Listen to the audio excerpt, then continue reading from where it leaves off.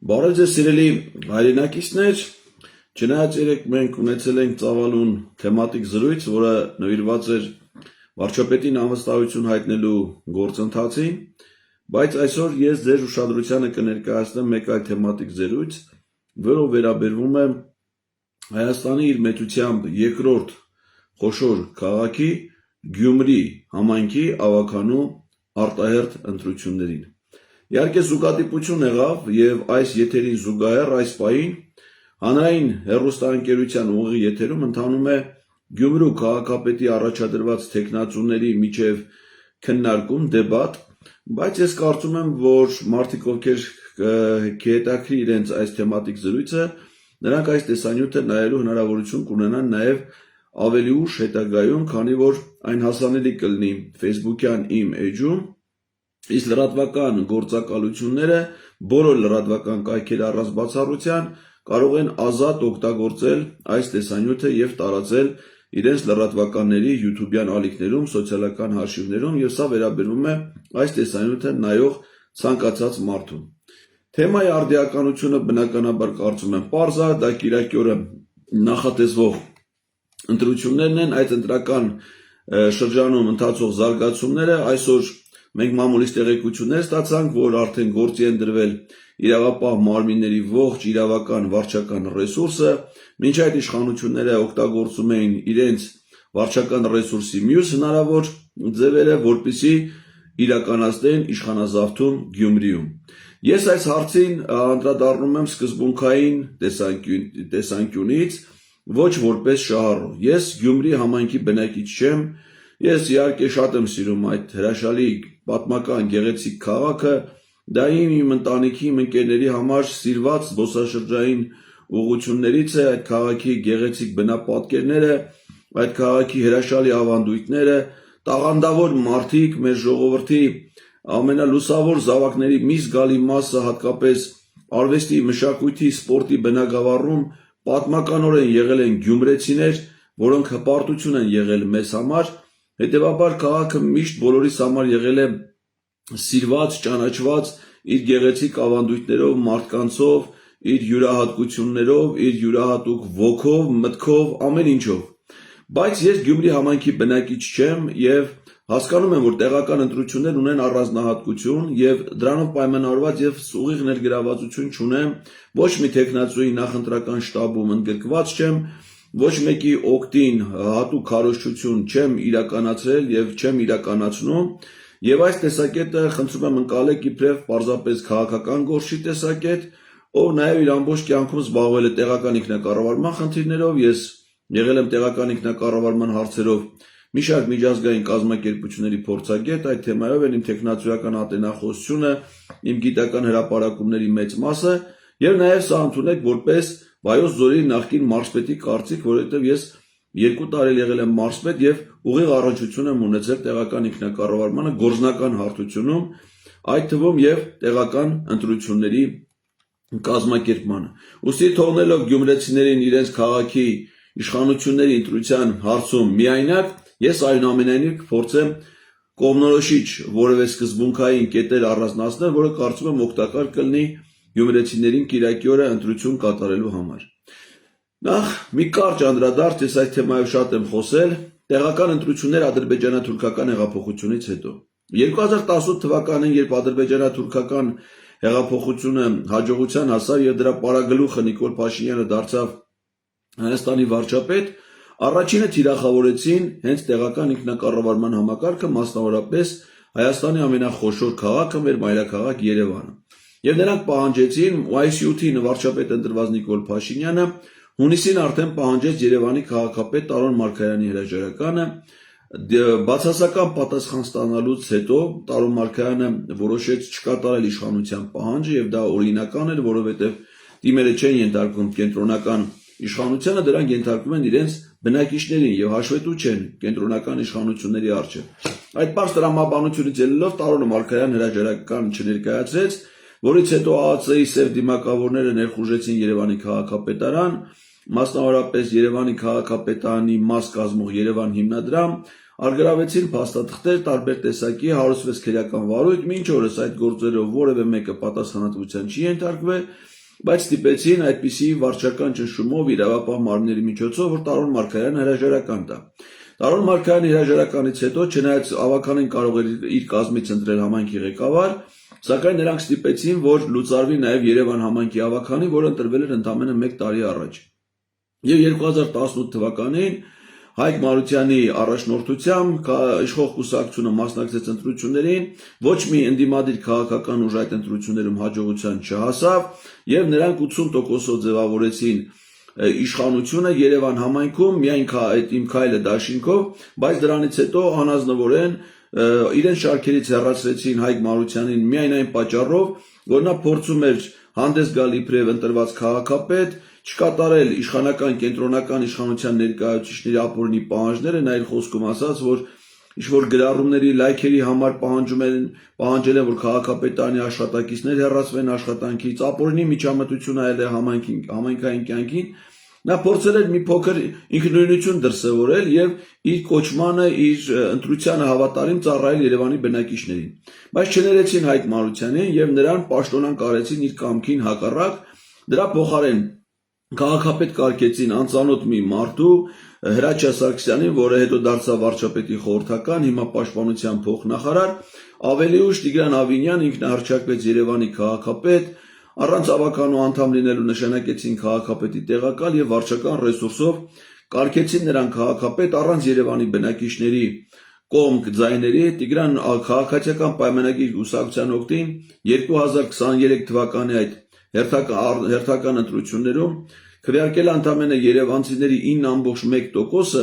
ընդ որում նրանք 2018 թվականի համեմատ ստացել են 4.5 անգամ պակաս ձայն։ Նման ձախողում ոչ մի քաղաքական ուժ իր կարիերայի ընթացքում չի ունեցել, որ պաշտոնավարման 1 ժամկետում նման վստահություն կորցնեն իրենց համայնքի բնակիչներից։ Բայց անգամ այդ պարագայում Տիգրան Ավինյանը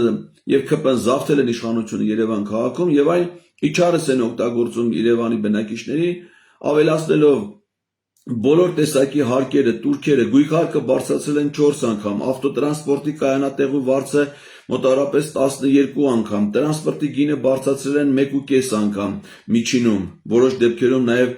ավելի շատ, շինարարական տուրքերի համար վճարները բարձրացրել են տասնապատիկ անգամներ, այսինքն թալանում են Երևանի բնակիչներին իրենց ապօրինի գործողություններով։ Այլ համայնքներում, ես հիմա, քանի որ հիմնական թեման Գյումրին է, չեմ ուզում շատ ծանրաբեռնեմ, բայց հիշենք Վանաձոր,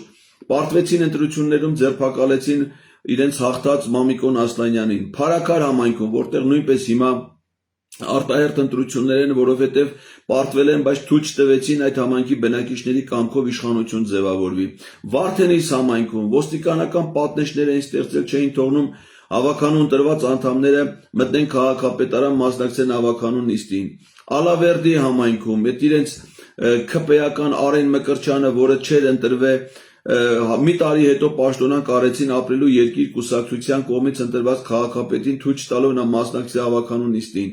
Բերդ համայնքում ձերբակալեցին ընտրված համայնքի ղեկավարին, նրա տեղակալին։ Սիսիան համայնքում, Անիում արտահերթ ընտրություններ են եղել ընտրություններից ընդամենը 1 տարի հետո։ Նույնը եղել է նաև Վեդիում ընտրություններից մի ամիս անց Գարիկը Սարգսյան, իրենց նախկին մարզպետը, նախարար, չընտրվեց համայնքի ղեկավար, տապալեցին նոր ընտրված ավականուն եւ ստիպեցին, որպեսզի երկրորդ անգամ Գարիկ Սարգսյանը դառնա համայնքի ղեկավար։ Օրինակները բազմաթիվ են, այսինքն սրանք թույլ չեն տալիս, որ անգամ տեղերում ձևավորվի իշխանություն, նույնիսկ փոքր քաղաքներում, փոքր համայնքներում ժողովրդի կարծիքով, ժողովրդի կամքը, ցանկությունները հաշվի առնելով։ Ամենտեղ իրականացնում են իշխանազավթում։ Հիմա գանք մեր սիրելի Գյումրի քաղաքին։ Նախ ասեմ ձեզ, որ Գյումրի քաղաքը միշտ իր ընտրություններով առանձնացել է հանրապետությունից եւ ավանդաբար այդ քաղաքում իշխանության ներկայացուցիչների ռեյտինգը, վարկանիշը միշտ ցածր է եղել, այսինքն միշտ Գյումրին կատարել է հակաիշխանական ընտրություն, այսինքն եթե հանրապետության մյուս քաղաքներում, մյուս մարզերում հաղթում էին իշխանության ղեկին կանգնած մարդիկ, Գյումրիում ճիշտ հակառակն էր։ Օրինակ ես հիշում եմ իմ մարզպետ եղած ժամանակ հանրապետության նախագահի ընտրություններն էր եւ գործող նախագահ Սերժ Սարգսյանը նաեւ վարչապետի թեկնածու էր։ եւ Գյումրի քաղաքում նա պարտվել է իր հիմնական մրցակցին Ռաֆի Հովհաննիսյանին։ Իդեպ Ռաֆի Հովհաննիսյանը ավելի շատ ձայներ է ստացել, քան Սերժ Սարգսյանը, ոչ միայն Գյումրի քաղաքում, այլև ողջ Շիրակի մարզում, այսինքն նրանք միշտ գյումրեցիները հակաիշխանական դիրքորոշում են ցուցաբերում ընտրությունների ժամանակ։ Գյումրիում վերջին ընտրությունները այս ընտրությունների նախորդող եղել է 2021 թվականին։ 2021 թվականին ՔՊ-ն առաջին անգամ է մասնակցել Գյումրու ավագանի ընտրություններին, այսինքն մինչև 2021 թվականը նրանք երբևէ կուսակցություն էին, բայց երբեք նրանք Գյումրի քաղաքում համայնքային ընտրությունների չեն մասնակցել։ Եվ 2021 թվականին արդեն լինելով իշխանության ղեկին, մտադիր լինելով իշխանազավթում իրականացնել, իրենց կուսակցության համամասնական ցուցակի առաջին համար էին նշանակել, այսինքն քաղաքապետի տեխնացուն էր Շիրակի գործող մարզպետ Հովհաննես Հարությունյանը, այսինքն եթե հիմա Գյումրի քաղաքապետի ժամանակավոր պաշտոնակատարն է իրանց առաջի համարի տեխնացուն, ապա 21 թվին եղել է գործող մարզպետը։ Իդեպ զուգահեռ Վանաձոր համայնքում էր ընտրություն։ Այնտեղ էլ Մամիկո Նասլյանի գլխավոր մրցակիցը ՔՊ-ի առաջի համարի տեխնացուն Լոռու այդ ժամանակվա գործող մարզպետ Արամ Խաչատուրյանն էր։ Գյումրի ընտրությունների շատ ակտիվ մասնակցում էր Բալասանյան դաշինքը, որը ղեկավարում էր Գյումրու նախկին քաղաքապետ, ազգային ժողովի նախկին պատգամավոր Սամվել Բալասանյանը, եւ նրա ընտանիքի անդամները, նրա զավակներն էին շատ ակտիվ, որդիները, որոնք մեծ հեղինակություն ունեն Գյումրիում, պայմանավորված եւ իրենց անձնական ազդեցությամբ, եւ քաղաքական ազդեցությամբ, եւ այնտեղ գործարանի սեփականատեր են, բազմաթիվ բիզնեսներ ունեն, այդ թվում Գյումրու գարեջրի գործարանը, որ այդ քաղաքի գլխավոր գործատուներից մեկն է հանդիսանում։ Եվ Բալասանյան դաշինքը ըստ էության հաղթեց Գյումրու քաղաքապետի ավագանու ընտրություններում, ամենաշատ ձայնը իրենք ստացան, հեսա այդ ցուցանիշները ձեզ կներկայացնեմ, եւ նախընտրական շրջանում նրանք հայտարարում էին, որ իրենք եթե 50%-ից ավել ձայն չհավաքեն, այսինքն միաձայն չձևավորեն Գյումրի իշխանությունը, ապա կոալիցիայի կգնան ընտրություններում հաջողության հասած ցանկացած քաղաքական ուժի հետ, ցանկացած բացառությամբ քաղաքացիական պայմանագիր կուսակցության։ Բայց ընտրություններից հետո եղավ ճիշտ հակառակը, ձերբակալվեցին անմիջապես Բալասանյան դաշինքի մի շարք առանցքային ներկայացուցիչներ, քաղաքապետանի աշխատողներ, ԱԱՑ-ի այլ իրավապահ մարմինների կողմից, եւ այդ ճնշումների տակ ստիպեցին, որ Բալասանյան դաշինքը կոալիցիոն հուշագիր ստորագրի ոչ թե մյուս քաղաքական ուժերի հետ, ինչպես խոստացել էր մտադիր էր նախկինում, այլ հենց քաղաքացիական պայմանագիր կուսակցության հետ, եւ նպատակ իրանց այն էր, որ այդ քաղաքապետին Վարդգես Սամսոնյանին ունենան որպես նոմինալ պաշտոնյա, իսկ փաստացի քաղաքի ղեկավարումը իրականացնեն ՔՊ-ականները։ Իդեպ փոխքաղաքապետի պաշտոնում էր նշանակված Աննա Հակոբյանի մորաքրոջ թոռը 28-ամյա ատամնաբույժ Վահագն Մկրտչյանը եւ մեկ այլ քաղաքապետն է, քաղաքապետի առաջի տեղակալը Արտուր Պապիկյանը, որը ազգակցական կապ ունի պաշտպանության նախարար Սուրեն Պապիկյանի հետ։ Նա երևանցի է, Գյումրիի հետ առհասարակ կապ չունի, 2002 թվականից աշխատել է զինված ուժերի ռազմական ավիացիոն բազայում, աշխատանքին զուգահեռ սովորել է Մոսկվայի պետական տնտեսագիտական վիճակագրության եւ համակարգչային գիտությունների համալսարանում, չ-կլասի ինչ-որ անհասկանալի ուսումնական հաստատություն։ Եվ ահա նրանք այդ ժամանակ քաղաքական համաձայնության գալով Նիկոլ Փաշինյանը Սամվել Բալասանյանի մի որդու նշանակում է նաև Իրաքում Հայաստանի դեսպան որպես քաղաքական նշանակում եւ բայց նրանք յոլա չեն գնում ընտրություններից հետո, այսինքն փորձում են անտեսել քաղաքապետի հանգամանքը, քաղաքապետն էլ մտածում է ինչպես նորմալ մարդ, ասում է այս քաղաքապետեմ դու տեղակալ, ոնց որ օրենքն է նախատեսում, հանձնարարություն կտամ կզբաղվեք, չեմ տա չեք զբաղվի։ Ու քանի որ չի ստացվում, սրանք չեն կարողանում քաղաքապետի մյուս Բալասանյան դաշինքի վրա ազդեցություն գործեն, ՔՊ-ն դուրս է գալի այդ հուշագրից եւ դուրս գալու շրջանում հետ են կանչում Սամվել Բալասանյանի որդուն Իրաքում Հայաստանի դեսպանի պաշտոնից, նա Իրաքի նախագահային հավատարմագիրը հանձնելուց հետո պաշտոնավարել է ընդամենը 57 օր։ Սա Հայաստանի դիվանագիտության մեջ պատմական բացասական ռեկորդ է եւ ըստ էության խայտառակություն եւ անհարգալից վերաբերմունք Իրաքի ժողովրդի եւ Իրաքի իշխանությունների հանդեպ։ Հետ կանչելուց հետո նրանք նաեւ ՔՊ կոալիցիայից դուրս գալուց հետո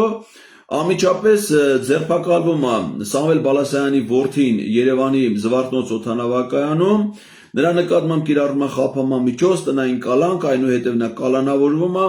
քրեական գործ է հարուցվում նաև հենց Սամվել Բալասարյանի նկատմամբ, որը այդ պահին գտնվում էր Միացյալ Նահանգներում առողջական խնդիրների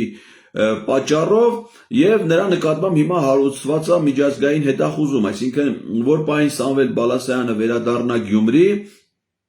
նա կձերբակալվի եւ իդեպ այդ ճշումները եղել են այն աստիճան, որ այդ ազդեցիկ ընտանիքը եւ քաղաքական ուժը հիմա առհասարակ որևէ ձևաչափով չի մասնակցում ընտրություններին եւ հրապարակային չի հայտարարել, որ սատարում են այս կամ այն քաղաքական ուժին, որտեղ նրանց արժեվ պայման է դրվել, որ ավելի խիստ կլինեն իրավական ներգործության միջոցները, եթե նրանք մասնակցեն քաղաքական process-ներին։ Եվ ահա այդ ժամանակ նաև ստիպում են, որպեսզի համայնքի ավականու Բալասարյան դաշինքի մյուս տեխնացուները, ովքեր որ կարող էին դառնալ ավականու անդամ, դիմումներ գրեն, հրաժարվեն իրենց տեխնացությունից, որից հետո ստիպեցին, որ Բալասարյան դաշինքի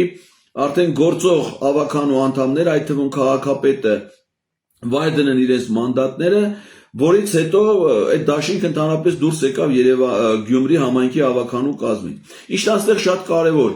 որ անգամ այն դեպքում, երբ որ Բալասարյան դաշինքի բոլոր անդամները դուրս եկան ավականուց, մյուս ավականու անդամների քանակը բավարարում էր, որ համայնքի ավականին Գյումրի շարունակի աշխատել եւ իր կազմից ընտրի համայնքի ղեկավար,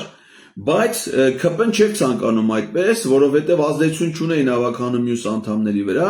եւ արդեն իրենք չներկայացան, հայտարարություն արեցին, չմասնակցեցին համայնքի ավականու նիստերին,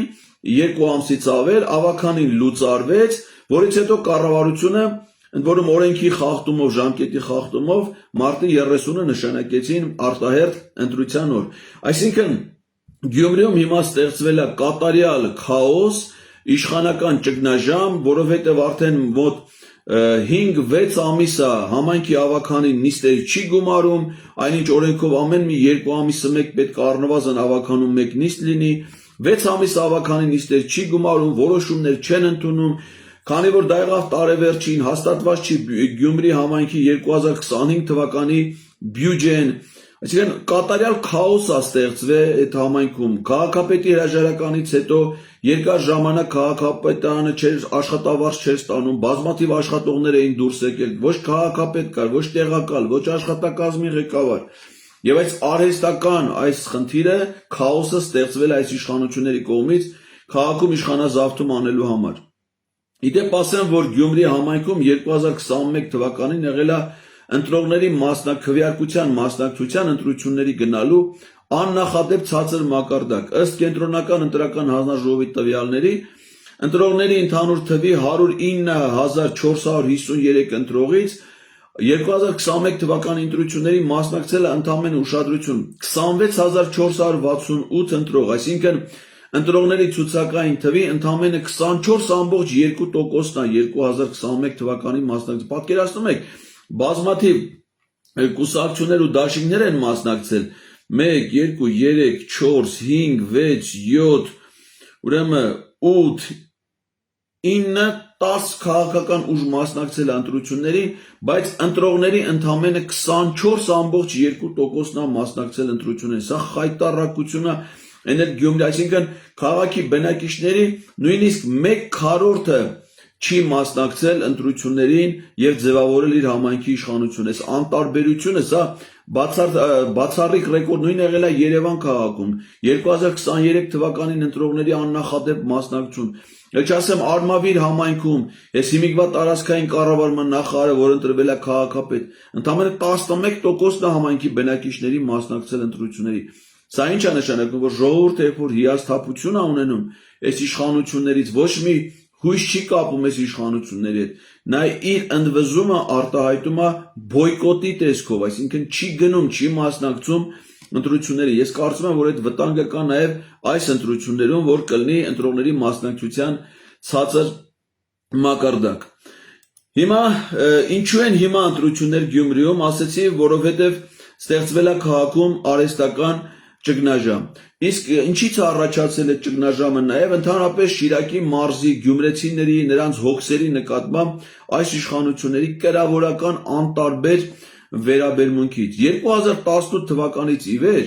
ադրբեջանա-թուրքական այս ռեժիմի կողմից, այսինքն փաստացի 6 տարվա ընթացքում Գյումրի Շիրակի մարզում նշանակվել է ուշադրություն 6 մարզպետ, այսինքն գրեթե տարին մի մարզպետ է նշանակվել։ Օրինակ նա Տաղավշի մարզում նախկին իշխանության օրոք Արմեն Ղուլարյան կար, որը հետո դարձավ Նիկոլ Փաշինյանի աշխատակից, ասես բաները գցում էր գետին, վերցնում ստորացված մարդ, ամոթ։ Արմեն Ղուլարյանը Տաղուշի մարզպետ է եղել 12 տարի, պատկերացնում եք, 6 տարում Շիրակի այս կարևոր մարզը, որտեղ ապրում է, որտեղ գտնվում է Հայաստանի երկրորդ մեծությամբ քաղաքը, ամենամեծ բնակչությունն է Երևանից հետո, որ մարզերի մասշտաբով ամենամեծ բնակչությունը Շիրակի մարզում, մեծ քաղաքներ կան այնտեղ։ Ինչպիսի վերաբերմունք պիտի ունենալ աղետի գոտի, կլիմայական իմաստով ոչ նպաստավոր միշտ, ինչ անտարբերություն պիտի ունենան այդ տարածքի նկատմամբ, որ 6 տարվա ընթացքում 6 էլ ինչ մարզպետներ, թյուրի մածություններ, ասենք ես մարզպետ լինեի, իմանայի այս հիմիկվա սրանց մարզպետը Դավիթ Արուշյանը, մեր մարզպետանի աշխատողը սիրտս կճաքեր։ Շիրակի համալսարանն ավարտել իրաց մոտ, բնապահպանության, չգիտեմ ինչի ֆակուլտետ, չկլաս մի հատ ոչ կրթությունա նորմալ ստացել, որ անի տուրիստական ֆիրմայի փոխտնօրեն ու դրանից հետո դառը քաղաքապետի տեղակալ, պատգամավոր հիմա մարզպետ, կամ է Նազելի Բաղդասարյանը, թյուրի մածություն, ասենք, ընդ տեղական հեռուստաընկերության մի հատ 3-րդ սորտի լրագրող, բերել են հիմա էլի բանը վարչապետի մամուլի խոսնակն այս արշավին մասնակցումը, կամ այդ Կարեն Սարուխանյանը, որ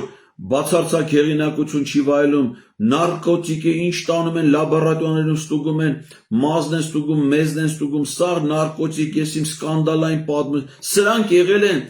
Շիրակի մարզպետ կամ այդ Հովանես Հարությունյանը, մի քանի ամիս աշխատել, տապալվեց ընտրություններում, Բերին տարածքային կառավարման փոխնախարար, հիմա հանես շպրտել են դուրս, չես իմանում ուրա դա։ Որպեսզի իմանաք, ասենք, թե ինչ վերաբերմունք ա եղել նախկինում, օրինակ ովքեր են նշանակվել Շիրակի մարզպետներ, բոլոր մարզպետների մեջ Շիրակի մարզպետները մի քիչ ունես կարգավիճակով տարբեր են եւ նրանց նշանակման հարցում ավելի մեծ զգուշավորություն է ցուցաբերում։ Օրինակ Արարատ Գոմցյանը Շիրակի առաջին մարզպետը մինչև նախարարերը,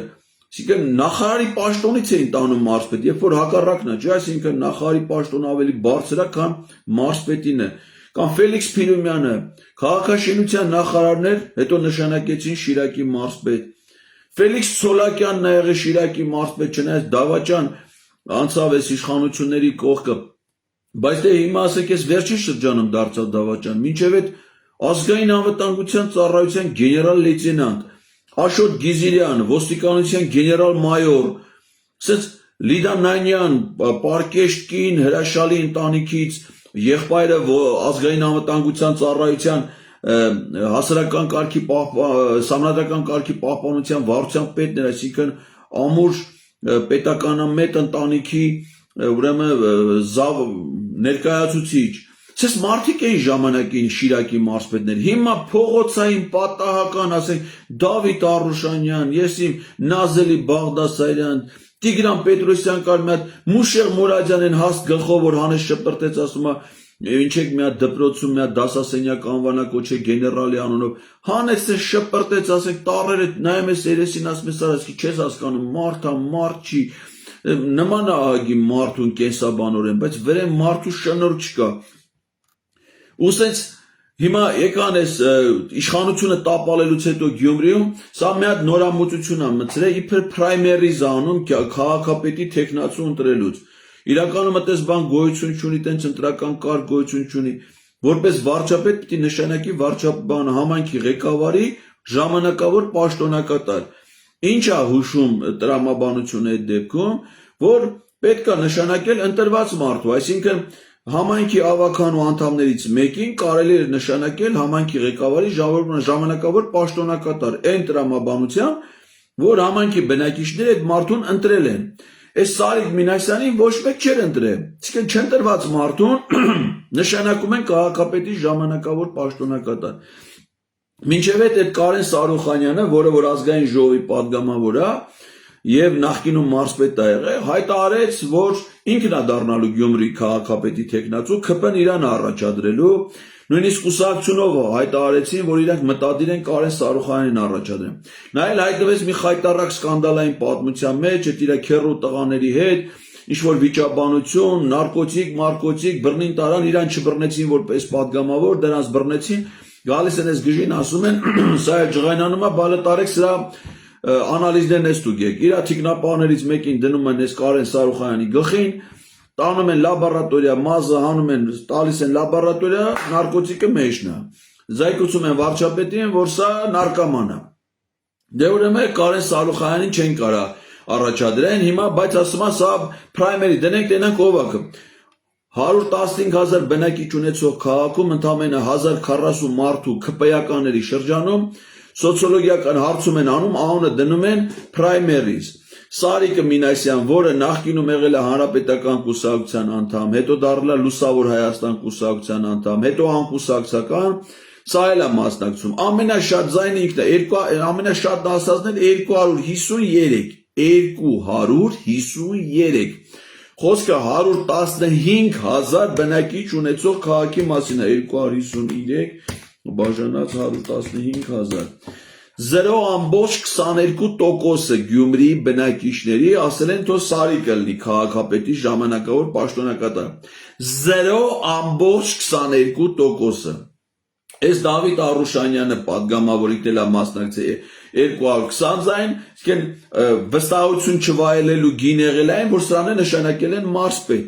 Հիմա էլ շտաբի պետն է Սարիկի։ Այդ Կարեն Սարուխանյանը մազի մեզի անալիզները 143, Վահագը Մկրտչյանը ինչ-որ 138, այսինքն 7 հոգի մասնակցել են։ Ու քանի որ Սարիկը 0.22% վստահություն ունի, Սարիկին նշանակում են քաղաքապետի ժամանակավոր պաշտոնակատար, որպեսզի վարչական ռեսուրսը օգտագործելով մասնակցեն այս ընտրություններին։ Հիմա Սարիկը ԿՊ-ի ցուցակի առաջի համարն է, ասեցի նախկին մի քանի կուսակցություն փոխած, ոչ մի սկզբունքային դիրքորոշումներ չունեցող, ուրեմն հետո անդամագրվել է քաղաքացիական պայմանագիր կուսակցությանը, սրան է դրել են ժամանակավոր պաշտոնակատար, որպեսզի կարողանան վարչական ռեսուրսը օգտագործեն։ Ես մտա կենտրոնական ընտրական հանձնաժողովի կայք, նայում եմ այս ԿՊ-ի համամասնական ցուցակը Գյումրիում, ուրեմն դպրոցի ուսուցիչներ, դպրոցների տնօրեններ, երաժշտական դպրոցի տնօրեններ, բժշկական միավորումների գլխավոր բժիշկներ, մարզպետանի աշխատողներ, այսինքն զորով մարդկանց տարել լցրել են ԿՊ-ի ցուցակ։ Պարզ է, չէ, որ ասենք թե եթե սրանք իշխանության չլինեին, այդ երաժշտական դպրոցի դիրեկտորին ճիպոտով ծեծեին, նա կյանքում չէր էտա դառնալ ԿՊ-ի ցուցակի, չէր արատավոր իրան, առավել ևս այս գործանումից, այս ազգադավ գործունեությունից հետո գնացել իրանց անունը կապել են այս կեղտոտ չար թշնամիների, թշնամական ուժի հետ ու փորձում են այդ վարչական ռեսուրսը օգտագործելով ուրեմն որոշակի հաջողության հասնեն, բայց զերոյական հեղինակություն, հեսա կգանք կհասնենք սրան։ Մյուս տեխնացուն դա կոմունիստական կուսակցության կողմից առաջադրված տեխնացու Վարդան Ղուկասյանն է։ Վարդան Ղուկասյանը Գյումրիի նախկին քաղաքապետն է, երկար ժամանակ եղել է քաղաքապետ, նրա անվանումը վերջին շրջանում կապված էր նաև մի շարք կրիմինալ գործերի իր ընտանիքի անդամների, բայց դրա հետ միասին ինքը որոշակի կոլորիտ է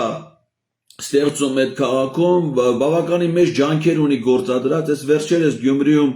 եկեղեցու վերահսկման արարողության ժամանակ ամենայն հայոց կաթողիկոսի կողմից պարգևատրվեց հայ եկեղեցու բարձրագույն պարգևով Սուրբ Գրիգոր Լուսավորիչ իշխանանշանով իր եկեղեցասեր գործունեության եւ եկեղեցու վերականգնման գործում ցուցաբերած աջակցության, հատկապես ֆինանսական աջակցության համար եւ բավականին մեծ հեղինակություն ունի, այսինքն ինքը ժամանակին հետո դարձավ նաեւ կարծեմ Բարգավաճ Հայաստան կուսակցության անդամ, այսինքն նաեւ ազգային ժողովի падգամավորը ընտրվել քաղաքապետի պաշտոնից հեռացվելուց հետո եւ բավականին ազդեցիկ գործիչ է եւ կարծում են կան սոցիոլոգիական հարցումներ, որ այս պահին ընտրական գործընթացի առաջատարն է, այսինքն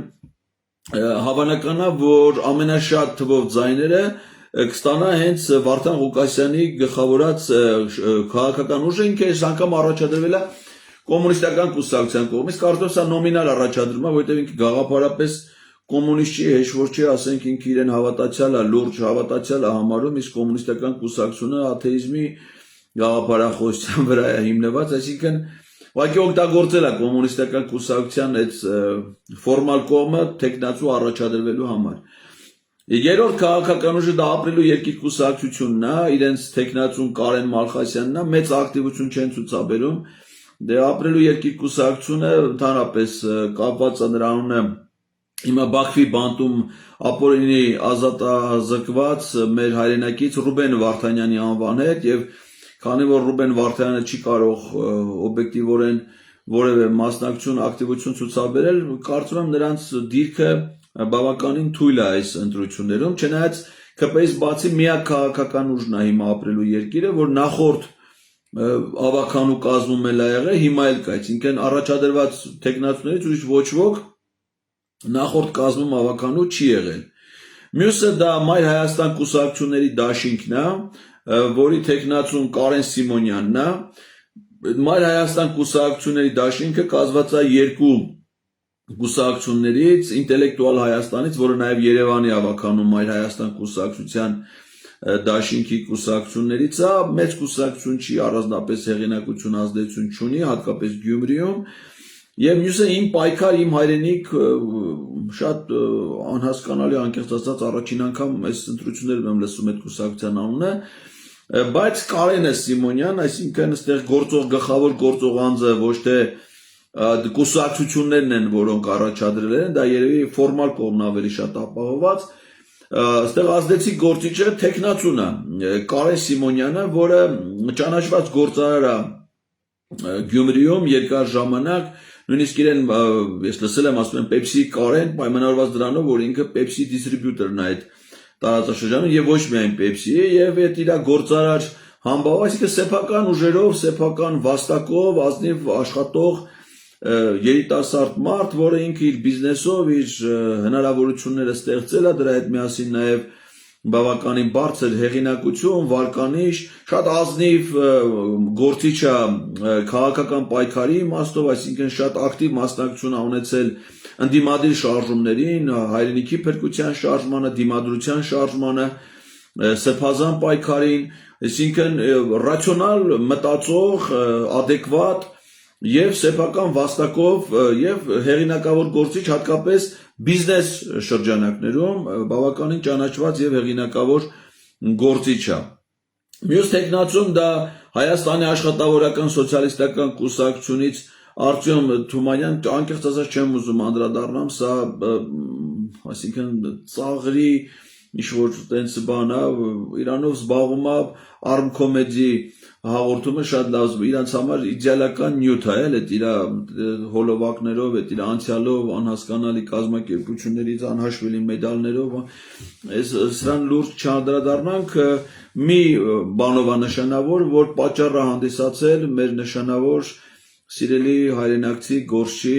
Արմեն Գրիգորյանի անժամանակ մահվան համար, որովհետև Արմեն Գրիգորյանին ապօրինի ձերբակալության, նրա նկատմամբ հանիրավի գործողությունների հարցում սա ունեցել է ֆունկցիոնալ բացասական իմաստով նշանակություն։ Մյուս տեխնացուն դա Եվրոդաշինքը, ուրեմն նախընտրական դաշինքն է, որի առաջի համարի տեխնացուն Լևոն Բարսեղյանն է,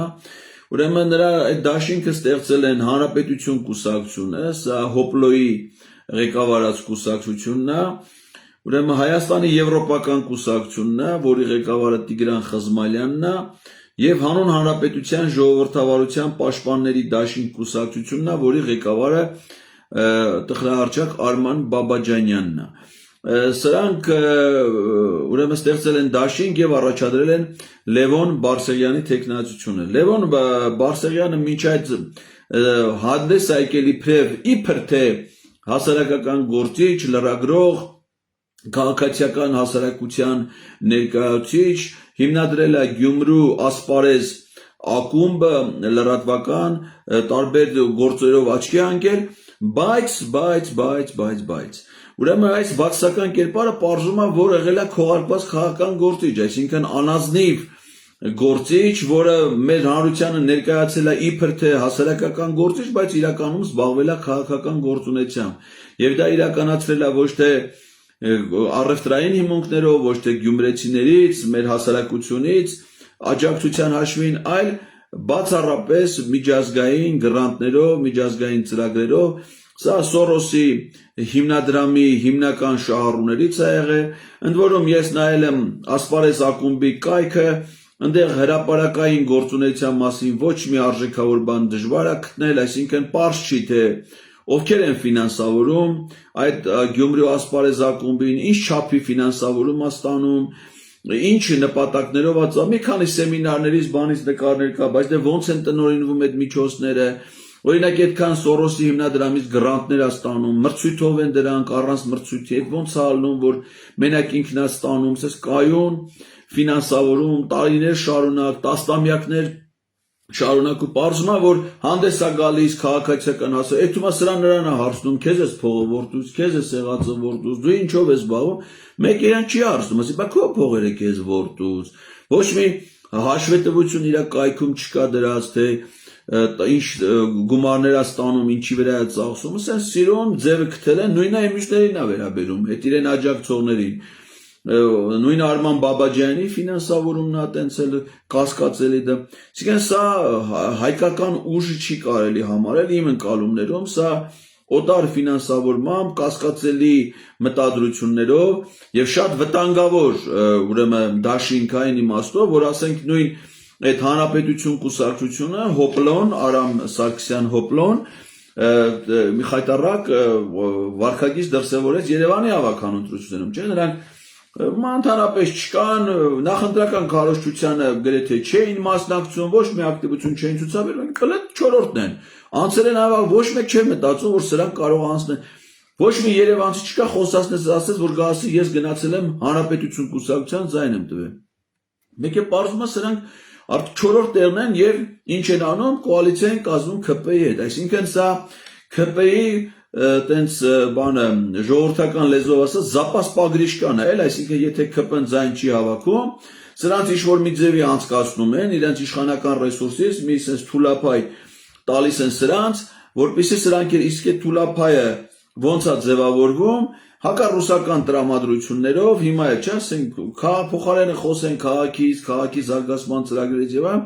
Գյումրիից բանն են, ռուսական ռազմաբազան հանելն է, սրանց հիմնական նախընտրական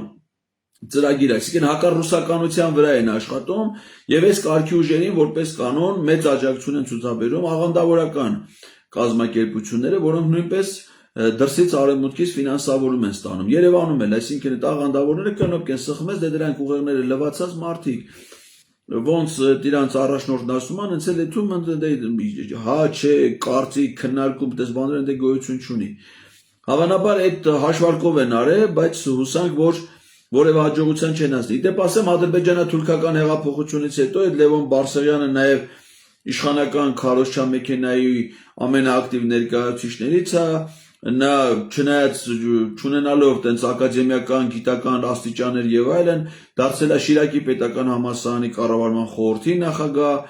մի պահ եղել է նաև համայնքի ավականու անդամ Գյումրիում եւ ակնհայտորեն նաև ունի փաստորեն նոր քաղաքական հավակնություններ, այսինքն հանդես է եկել իբրև հասարակական գործիչ, բայց իրականում զբաղվել է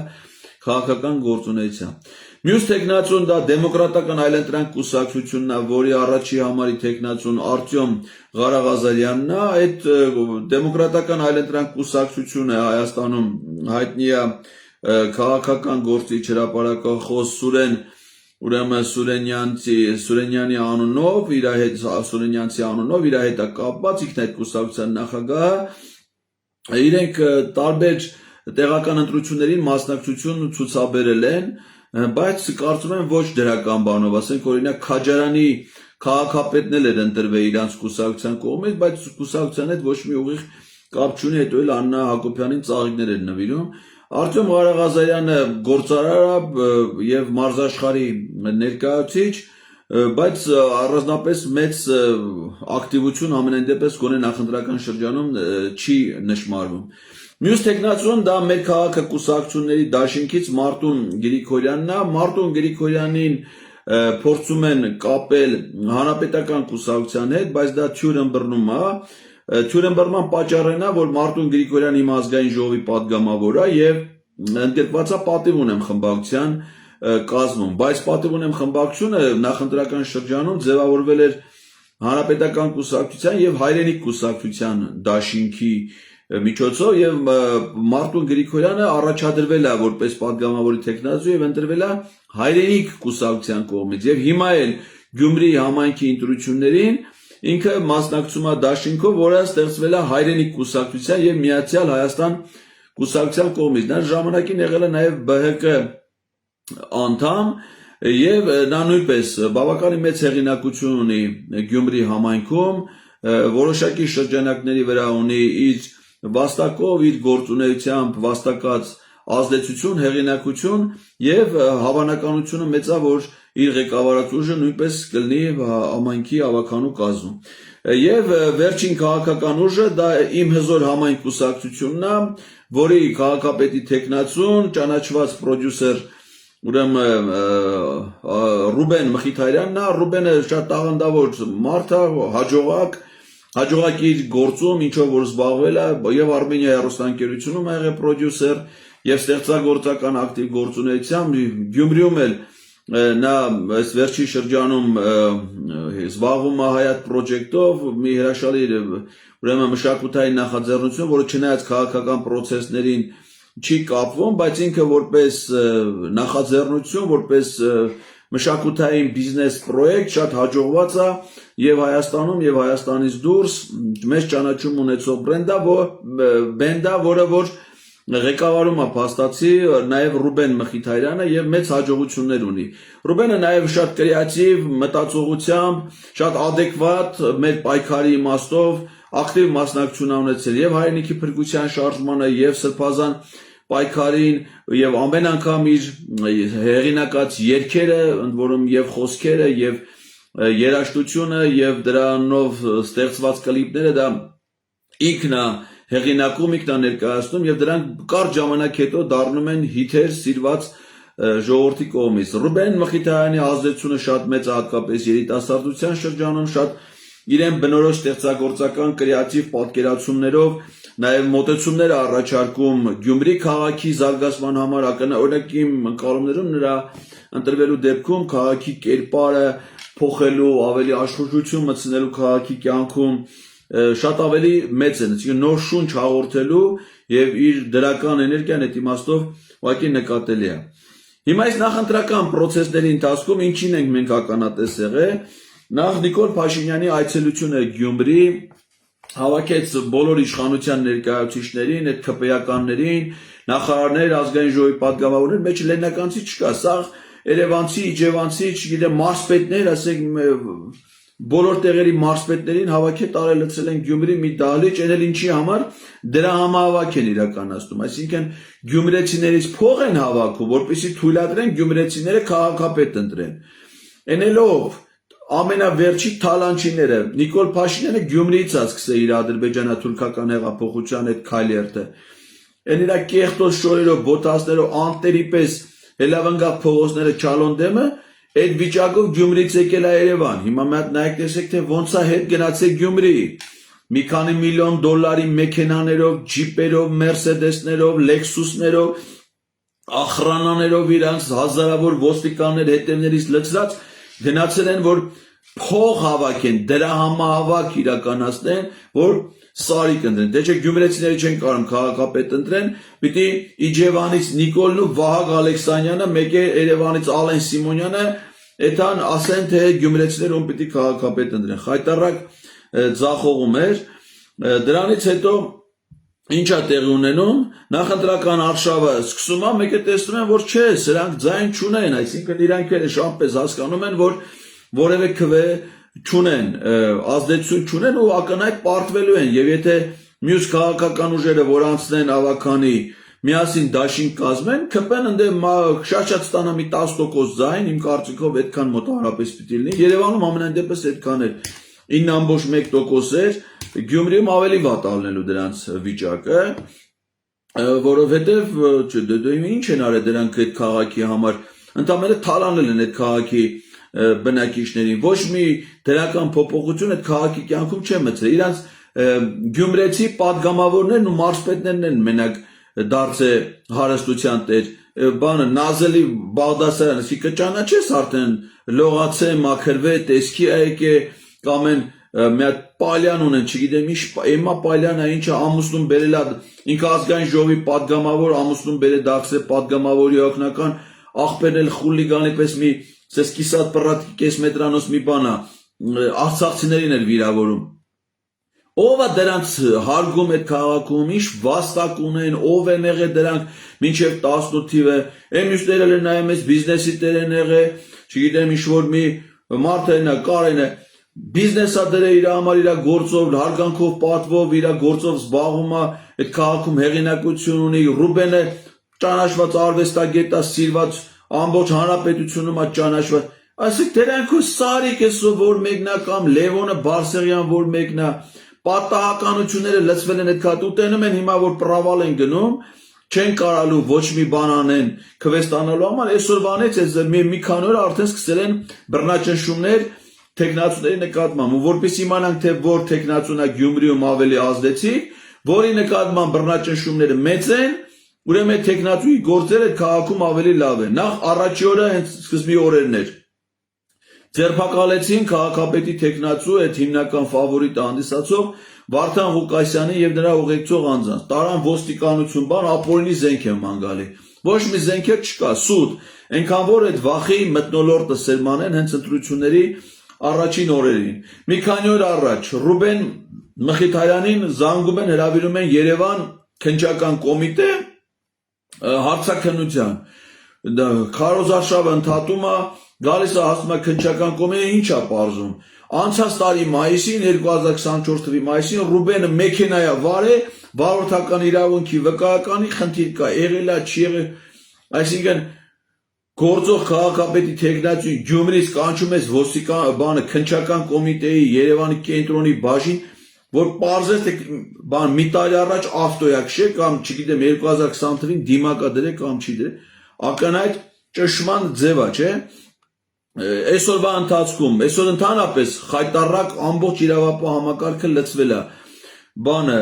հակակոռուպցիոն կոմիտեի օպերատիվ հետախուզական վարչության աշխատակիցները խուզարկություն են սկսել Մայր Հայաստան կուսակցությունների դաշինքի գրասենյակում, ուրեմն եւ տեխնացու Արա Ոսկանյանի բնակարանում։ Գրասենյակի աշխատակիցներ են բերման ենթարկվել Երևան եւ փաստաբանի մուտքը խոչընդոտում են վստահորդի մոտ։ Ուրեմն այսօր էլ այդ Մայր Հայաստանի նախընտրական հավաքն էր Գյումրիում։ Հենց այդ իրանց հավաքի օրը այդում են վախեցնում են, որ մարդ չետա չմասնակցի, վախը հասկանում եք ուր են հասել։ Ասեք ինչ պիտի արածելի Կարենը սրանց։ Բանը այսօր առավոտից նորից սկսել են խուզարկություններ Մարտուն Գրիգորյանի ուրեմն գրասենյակում ձերբակալվել է Մարտուն Գրիգորյանի որդին, նրա հայրը, նրա ուրեմն ղեկավարած դաշինքի տեխնացուներից Կարեն Գրիգորյանը, սրանց սաղին բերել են Երևան, հակակորհեբա տանում են կալանքի արդեն, խուզարկու ու ինչն է բանը, երեք մի հատ ինչ-որ հեռախոսային ձայնագրություն իբր թե Վարդան Ղուկասյանի կողմնակիցներից մեկը խոսել է մի ուրիշի հետ, ոչ մեկի հետ կապ չունեն, ազգային ժողովում հարց են տալի, Նիկոլ Փաշինյանն ասում է կփռենք ասֆալտին, անմիջապես դրանից հետո Հայկական ժամանակ օրաթերթն ու Ազատություն ռադիոկայանը գրում են, որ տեխնացուներից մեկի հետ ստուգվում է, դատախազությունը սկսել է ստուգումներ իրականացնել Վարդան Ղուկասյանի առնչությունը այդ ձայնագրում։ Այսինքն նայեք հիմնական տեխնացուները, որոնք հաղթելու հնարավորություն ունեն, Վարդան Ղուկասյան, Ռուբեն Մխիթարյան, Կարենը, Սիմոն Մարտունը Գրիգորյան, միանգամից այսօր լցվել են սրանց գլխին։ Լցվել են սրանց գլխին, որպեսզի այն էլ ով է օպերատիվ տվյալներ են ստացվել ումից Շիրակի ազգային անվտանգության ծառայության Շիրակի մարզային վարչությունից։ ԱԱԾ Շիրակի մարզային վարչության պետն լինի ով Սարիկ Մինասյանի ազգակցականը աղբերն է թե հորեղբոր տղան է, թե մորքուրի տղան է, մի խոսքով այսօր մարզպետը դրանց ասուլիս էր տալի, ասում աղբերն է։ Ասուլիսն է տալիս են մարզպետը շտաբի պետն է, նախկին մարզպետ Նազելի Բաղդասարյանը էլ է շտաբի գնացել սաղով, լծվել այախոր, լծվելով չի, խոձեր բան պիտի արածլնեք, ժողովրդի սերը պիտի ընտրությունա, ժողովրդի սերը պիտի վայելեք, հարգանքը պիտի վայելեք, պիտի պատասխանատու գտնվեք, ով է հիմար ձեզ ընտրի, այսքան մարդիկ տենում են շարլատանի պես սլնում եք, մի խոստում եք տալ, հետում եք հակառակն եք անում, մարդկանց մի բան եք խոստանում, հետում եք ուրիշ բան եք անում, չեն տեսել, գյումրեցիները Երևանի ընտրություն չեն տեսել, որ այդ նորից ձեզ ձայն տան, ակնհայտ պրավալա գնալու և փորձում են այս ճշումների միջոցով ազդեն այդ բաների վրա, թեկնածուների վրա, նրանց կողմնակիցների, նրանց աջակիցների վրա, են էլ երբ ընտրությունից ընդամենը 2 օր առաջ, այսօր արդեն հինգշաբթիա օրը վերջանում է, վաղ ուրբաթը վերջին օրն է մնացեք քարոզչության վաղը, շաբաթ օրը լռության օրը, կիրակի օրը ընտրություն։ Ըստ նախնական կանխատեսումների ակնհայտ է, որ ՔՊ-ն լավագույն դեպքում երկրորդն է լինելու, ըստ հետազոտությունների, սոցիոլոգիական հարցումների ֆավորիտ, այսինքն ամենաշատ հնարավոր ձայները հավաքելու է նախկին քաղաքապետ Վարդան Ղուկասյանը, երկրորդ տեղում կամ երրորդ տեղում լինելու է Սարիկը, հələ դժվար ասել, այս ընտրությունը կարող է նույնիսկ չորրորդն էլ լինի դրան, առաջին դիրքերում են մնալու Մարտուն Գրիգորյանը, մեծ հեղինակություն ունի, որոշ տվյալներով նաև քաղաքում այլ ուժեր են իրեն աջակցում, իրենց դաշինքը Ռուբեն Մելիքյան եւ հնարավոր է նաև որ շեմը հաղթահարի Կարեն Սիմոնյանը, այսինքն մյուս Մայր Հայաստան դաշինքը, մյուս քաղաքական ուժերը ամենայն հավանականությամբ չեն հաղթահարելու նվազագույն շեմը,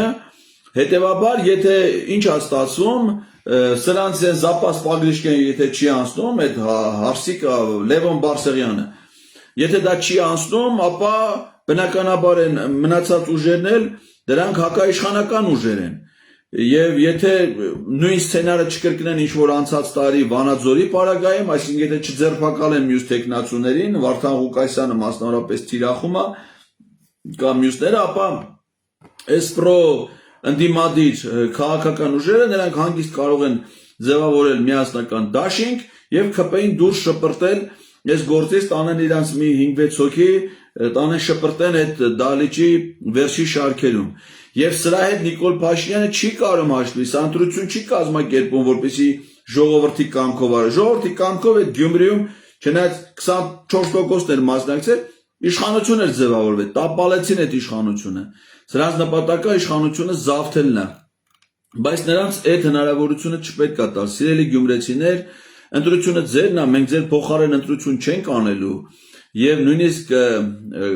ես որևէ տեխնացուի օգտին քարոզչություններ չեմ անում, բայց ես մի բան եմ խնդրում, Սարիկ Մինասյանի գլխավորած քաղաքացիական պայմանագիր թշնամական խմբից դա Սարիկ չի, էլի, դա Մահիկ է, դա Դահիճիկ է, դրա թշնամիներ են դրանք ոնց որ մեր Արցախն են կործանել, ոնց որ հիմա Հայաստանն են ուզում կործանել, դրանց նպատակ այդ կեղծ ժպիտի տակ է դրա միամիտ երեխայական այդ ամեղսունակի ժպիտի տակ մահ է թաքնված, հայրենիքի կործանում է թաքնված, դրանից ու այդ Լևոն Բարսեղյանի գլխավորած ուժերից հեռու մնացեք ինչքան կարաք, դրանց օգտին 0 ձայն, մնացածին ում ուզում եք ընտրեք, իմ կարծիքով, ընդեղ մեծ ընտրություն կա, 9 քաղաքական ուժ են, 7-ի մեջ կատարեք ձեր ընտրությունը, այն երկուսին համարեք որպես թշնամական ուժ, ՔՊ-ական թշնամական ուժ, որոնք մեր երկիր, այդ թվում ձեր քաղաք բերել են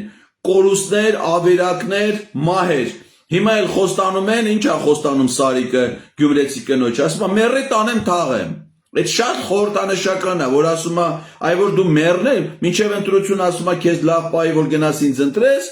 դրանից հետո կմեռնես, հացդ է կտամ, բանը, թաղման արաղն է կբերեմ, սրանք մահվան մահ բերող են, հայ սպանեն, տանեն, թաղեն, մնացածի կյանք իրանք վայելեն, Սարիկ Մինասյանի ՔՊ-ից եւ այդ Եվրոդաշին կոչված Լևոն Բարսեղյանից զգուշ եղեք, դրանք թշնամիներ են, դրանց շպրտեք մի կողմ, ընդ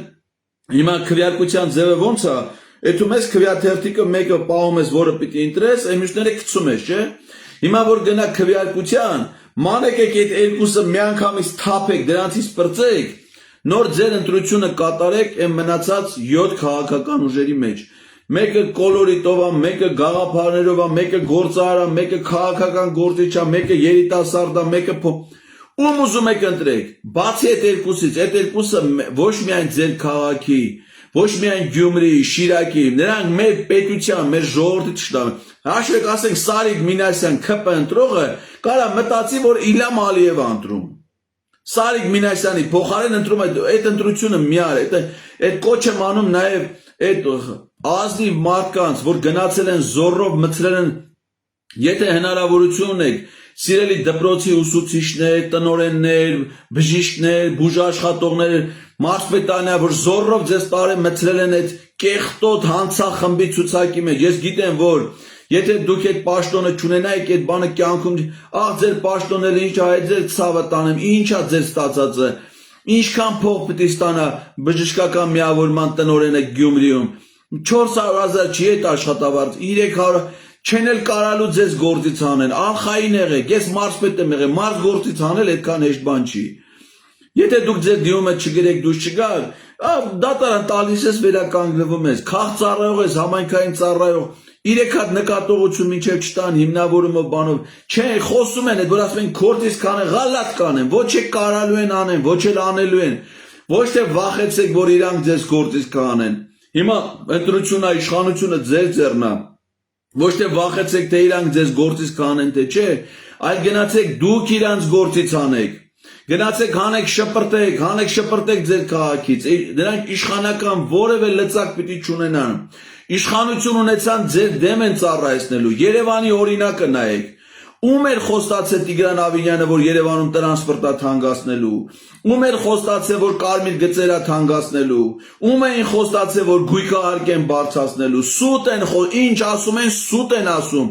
գալու են այդ նույն ձևի հիմա առանց ձեր վստահության իշխանություն զավթեն, շուր գան հաջորդ օրվա ձեր տունը քանդել։